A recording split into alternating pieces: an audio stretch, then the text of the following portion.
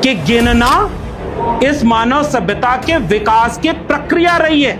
ये डॉक्टर लक्ष्मण यादव जी ने ऐसी बेमतलब कलम नहीं चलाई है, कागज खराब नहीं किए हैं, इसकी जरूरत है। इस बात के उल्लेख इस देश में मौजूद हैं कि जब भी सबसे शानदार शासन करने की कोशिश करेंगे आप, तो बिना आंकड़ों के संभव नहीं। क्योंकि सच्चाई यह है कि जिस दिन प्रतिनिधित्व के सही आंकड़े सामने आएंगे, उस दिन दुनिया की बहुत बड़ी चोरी सामने आएगी कि किन जातियों के पास कितनी जमीन है और किनके पास आज भी कोई जमीन नहीं, किनके घरों में कोई ग्रेजुएट नहीं हो पाया, किनके घरों में कोई DU JNU।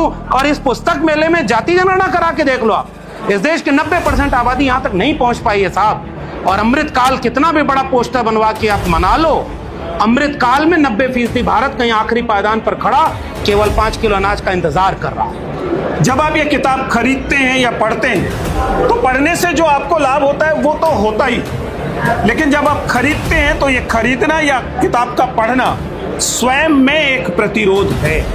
कि जाति जनगणना क्यों जरूरी है, आरक्षण क्यों जरूरी है, सामाजिक न्याय क्यों जरूरी है।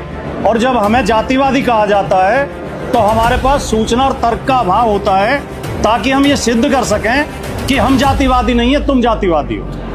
पढ़ना दरअसल एक राजनीतिक कर्म है, क्योंकि पढ़ने में शामिल होता है कि आप क्या पढ़ रहे हैं और आप क्या नहीं पढ़ रहे हैं, आप किस में यकीन करते हैं आप किस में यकीन नहीं करते। मीडिया में तो हमारे आदमी है नहीं, हमारी बात कही नहीं जाएगी।